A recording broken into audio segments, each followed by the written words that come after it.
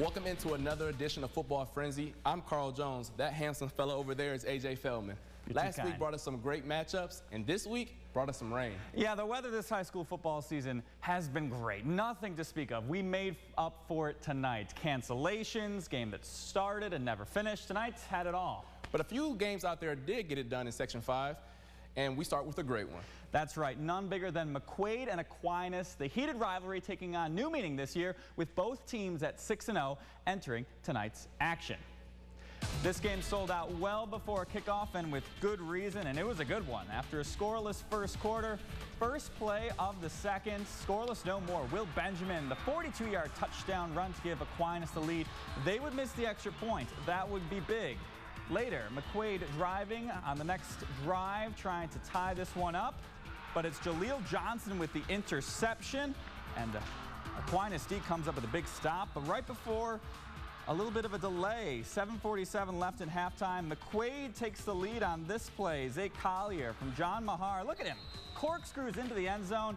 Then we get the delay, about an hour of a lightning delay before we finally get back underway. In the third quarter, Majay Giddens puts Aquinas up with the 8-yard score, right break in the pylon. Little Irish go up 12-7.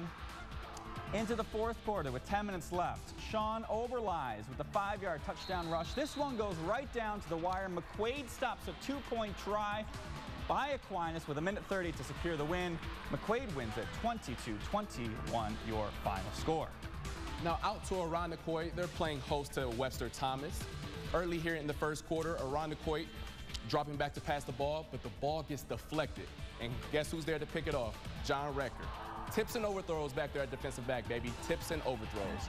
Next possession, Eli Adams drops back. He scrambles around a little bit and finds his tight end. I think he was surprised that he was that wide open. But nonetheless, a big gain on the play for Thomas. But the very next play, they fumble, giving the ball back to the Eagles.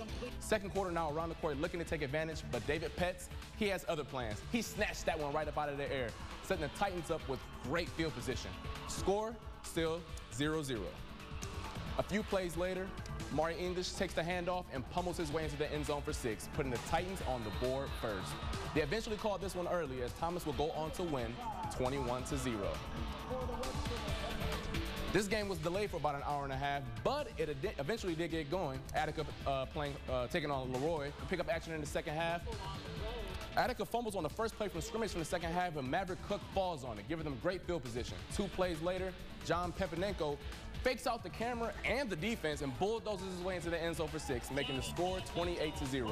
Leroy will finish this one 28-7. Just a small slate of games today, but boy, McQuaid and Aquinas, that's going to be good in the Class AA playoffs. Coming up after the break, the Bills get ready for their big showdown on Monday night with the Titans. And Hughes tries to pull off an upset of Clemson at the Carrier Dome. That's coming up next, but first, here's some more Section 5 scores.